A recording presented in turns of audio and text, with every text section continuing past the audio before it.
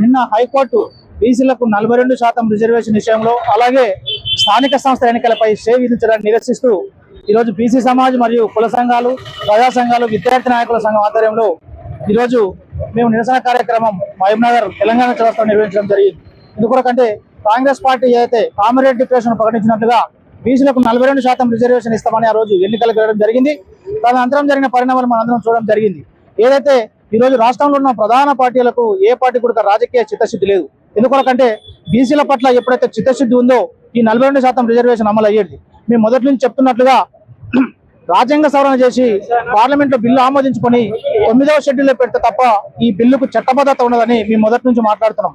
అయినా ఆ రోజు నుంచి ఈరోజు దాదాపు 2 సంవత్సరాలు కాంగ్రెస్ పార్టీ కాలయాపన చేస్తూ ఈ రోజు 9వ జీవోని తీసుకొని వచ్చి ఈ రోజు ముందుకు వెళ్తున్న సందర్భంలో మళ్ళీ రెడ్డి జాగృతి వాళ్ళైతే ఈ రోజు హైకోర్టులో పిటిషన్ వేయించి ఎన్నికలు ఆపే ప్రయత్నం చేయడం జరిగింది. అంటే దీని వెనుక అన్ని పార్టీల కుట్రగా మేము భావిస్తున్నాం. ప్రధానంగా కాంగ్రెస్ పార్టీ ఈరోజు అగ్రవర్ణ ప్రభుత్వంగా ఈరోజు రాష్ట్రంలో ఎప్పుడు చూసినా కూడా బీసీలకు అన్యాయం చేసే విధంగా ముందుకు పోతుంది తప్ప ఈ రోజు కూడా బీసీలకు న్యాయ విధంగా ముందుకు పోయినట్లు కనిపిస్తలేదు. మేము మొదటి నుంచి చెప్తున్న పక్కన తమిళనాడు రాష్ట్రాన్ని ఉదాహరణ తీసుకుంటే అక్కడ జయలలిత గారు దాదాపు 3 నెలలు కష్టపడి ఢిల్లీలో ఉండి దాదాపు 1 నెల పాటు అఖిలపక్షాన్ని తీసుకొని వెళ్ళి అందరినీ ఒప్పించి రాజ్యాంగ సవరణ చేసి 9వ షెడ్యూల్ పెట్టుకొని ఈరోజు దాదాపు వాళ్ళు 60% రిజర్వేషన్లు బీసీ రిజర్వేషన్లు స్వచ్ఛందంగా అనుభవిస్తున్నారు మన తమిళనాడు రాష్ట్రంలో. కానీ అటువంటి సోయి ఈ రోజు మన తెలంగాణ రాష్ట్రంలో తనకి లేదని స్పష్టంగా అర్థమవుతుంది. మేము ఒకటే బీసీ సమాజ్కి వెళ్ళి కానీ విద్యార్థి సంఘాలు, ప్రజా సంఘాల నాయకులకి వెళ్ళి కానీ మేము ఒకటే రిక్వెస్ట్ చేస్తున్నాం కాంగ్రెస్ పార్టీకి, మీరు భవిష్యత్తులో 42% రిజర్వేషన్లు అమలు చేయకుండా కనుక ఎలక్షన్లకు పోతే రేపు జరగబో ఏ ఎన్నికలైనా బీసీలు తగిన గుణపాఠం చెప్పేందుకు సిద్ధంగా ఉన్నాం.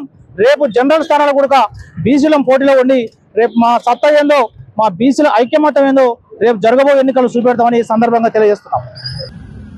మరి 42% రిజర్వేషన్ గురించి హైకోర్టులో మరి వాడివేడిగా 2 రోజుల వాదనలో మరి హైకోర్టు కూడా మరి అగ్రవర్ణాలను లొంగి కూడా తీర్పు ఇవ్వడం జరిగింది.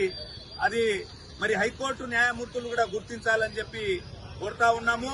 ఈ రోజు 42% ఇవ్వడానికి మా హక్కు కాబట్టి బీసీల హక్కు అది.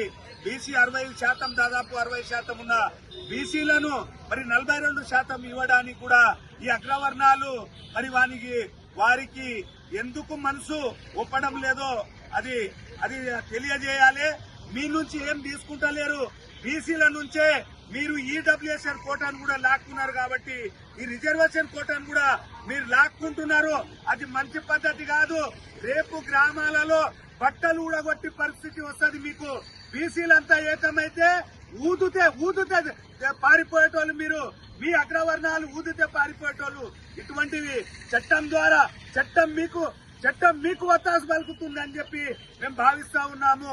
ఎందుకంటే ఈడబ్ల్యూఎస్ కోటా వచ్చినప్పుడు మరి మీరు ఎందుకు 50% దాటుతుందని చెప్పి అప్పుడు ఎందుకు ప్రశ్నించలేదు?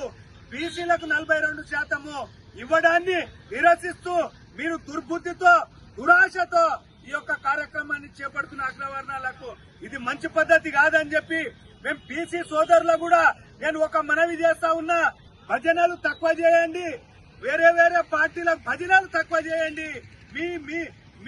మీ దగ్గర నుంచి లాక్కుంటున్న మీ యొక్క హక్కును కాపాడుకోండి. బీసీ సోదరులకు నేను కోరుతా ఉన్నా. ఈ రోజు బీసీ సోదరు ప్రతి గ్రామం నుంచి గళమెత్తితే రాష్ట్ర ప్రభుత్వం కాదు కేంద్ర ప్రభుత్వం కూడా దిగి వస్తుంది. బీసీ సోదరులు మరి చేతులు కట్టుకొని కూర్చుంటే ఉన్నది కూడా గుంజుకోపోవడానికి ప్రయత్నం చేస్తున్నారు. కాబట్టి బీసీ సోదరులందరూ మరి ఏకమై ఈ యొక్క కార్యక్రమానికి మరి చేపట్టి మరి మీ యొక్క హక్కును కాపాడుకోవాలని మేము మహబూబ్ నగర్ నుంచి మేము కోరుతా ఉన్నాం.